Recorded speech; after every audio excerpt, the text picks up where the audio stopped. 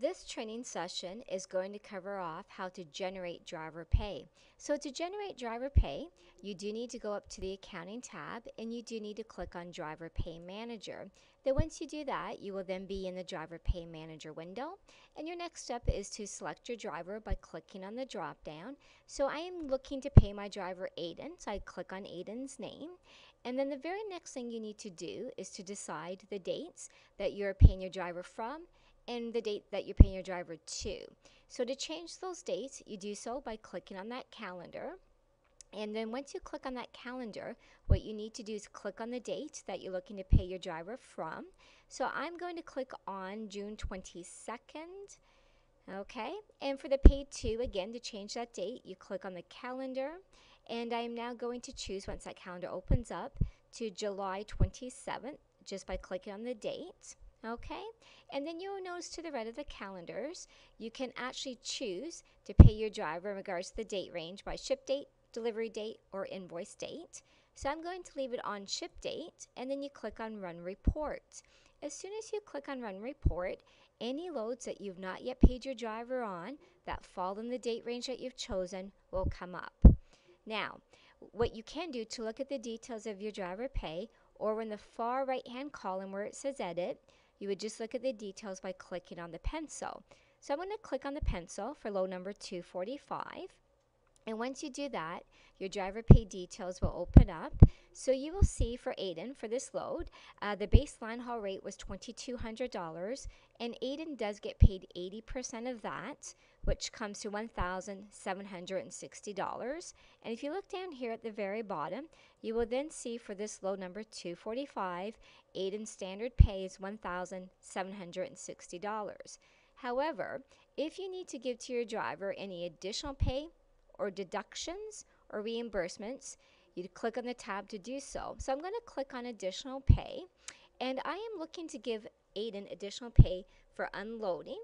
So you just simply put in the description and then the dollar amount. So for unloading, I am going to give Aiden an extra $100. Okay. Likewise, I did also give to Aiden a fuel advance, so now I need to get that money back from him. So I click on the tab that says Deductions and Advances. I go to Description, and I type in fuel advance. Now the fuel advance I gave to Aiden was for $250. Okay. And then you'll also notice that there is a tab that says reimbursements. So I'm going to click on reimbursements, and I do need to give a reimbursement to Aiden for toll tickets. Okay, and again, you put in the dollar amount. So the toll tickets were $80. So now that I've made the changes to Aiden's standard pay, what I need to do is go back and click on the tab that says standard pay. And what you will notice is that his pay information has now been updated. So again, his standard pay was $1,760, but I'm looking to pay him an additional $100 for unloading. And then I'm deducting $250 for the fuel advance. And then I'm giving him an $80 reimbursement for the toll tickets. So his pay now for load number 245 is now $1,690. So what you do need to remember to do, if you've made any changes, if you added in any additional pay, or you've put in any deductions or reimbursements, please always remember to come here to the bottom left and click on the tab that says Save. Okay. So once you do that, that will then take you back to the driver pay manager window. So at this point, as far as I'm concerned, I'm now ready to generate Aiden's pay for load number 246 and 245. So if you are generating pay for only one load, your next step then would be to click off inside of this empty box, okay? And you would check off each load you're looking to pay your driver for. However, if you're looking to pay them on every single load that's listed, what you can do to the left of the word verification, if you check off inside that empty box, you will now notice both loads automatically get checked off. So your next step is, before you actually generate the driver pay, we do recommend that you preview it. So I'm going to click on the tab that says Preview. And at that point, what will come up is it will let you know or ask you, would you like to add recurring addition, deduction items to the settlement? No, you can now add standard recurring additions or deductions by editing a driver. So I click on OK. So what will then come up are the recurring pay or recurring deductions. So it is very important to know that recurring pay or recurring deductions is per pay period. It is not per load. So at this point, if you had any recurring pay or recurring deductions, you would add it in. So in fact, I do have a recurring deduction to put in for Aiden, and that is for his insurance. So every week when I generate Aiden's pay, I do need to remember that I've got a recurring deduction of $100. Okay, so now that I've made that change and I'm okay, I don't have any other recurring pay or recurring deductions to put in, I hit save and preview. And as soon as I do that, what will open up is a preview of the driver statement that you are about to generate.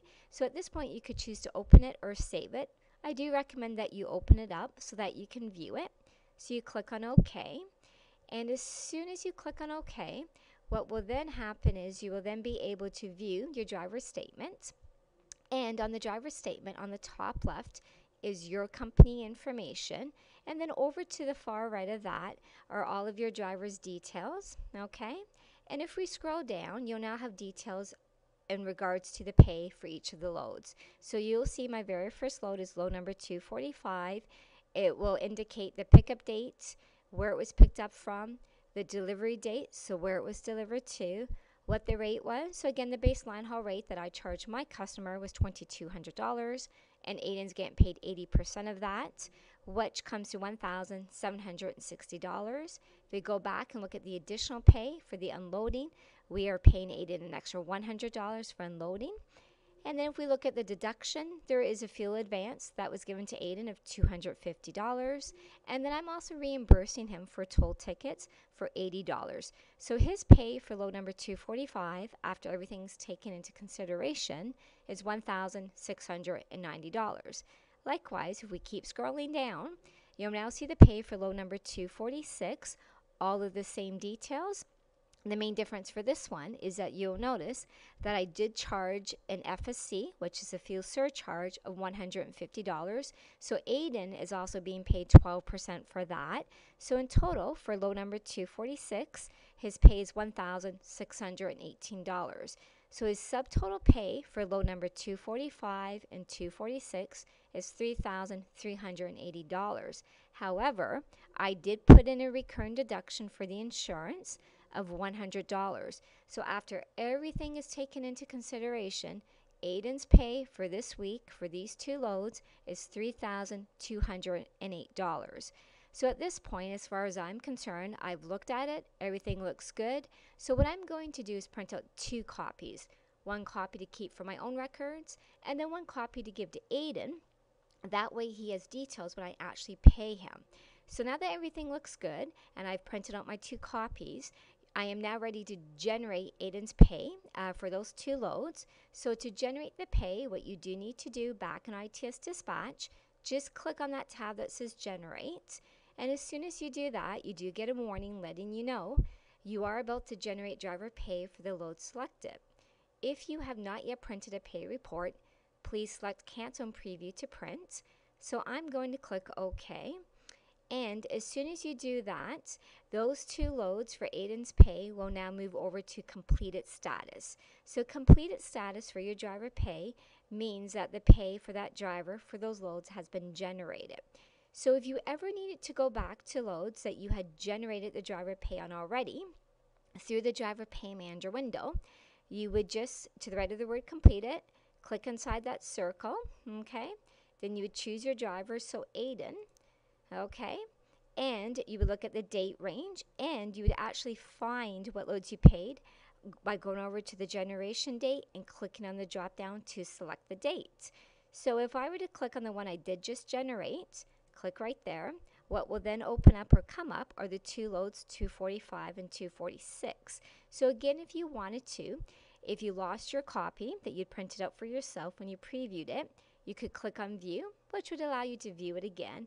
Or if you realize you made a mistake after you generated the driver pay, you could simply unpay them by clicking on the tab that says Unpay. And once you do that, you will get a warning letting you know you are about to undo driver pay for all loads listed below. Any recurring pay additions or deductions will also be undone. Are you sure?